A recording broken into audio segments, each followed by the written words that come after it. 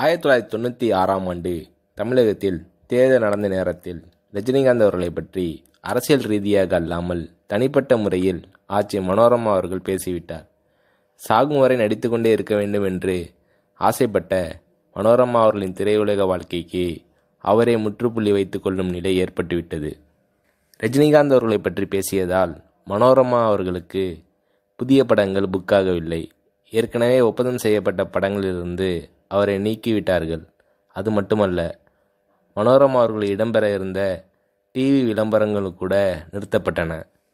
இந்த சூழ்நிலையில் ரஜினி அவர்களே தனது பெருந்தன்மையால் ஆட்சி மனோரமா அவர்களின் பேச்சை மனதில் வைத்து கொள்ளாமல் தன் படமான அருணாச்சலத்தில் முக்கிய ரோல் கொடுத்து ஆட்சி மனோரமா அவர்களுக்கு மீண்டும் திரைப்படங்களில் நடிக்க வாய்ப்பளித்தார் ரஜினிகாந்த் அவர்கள்.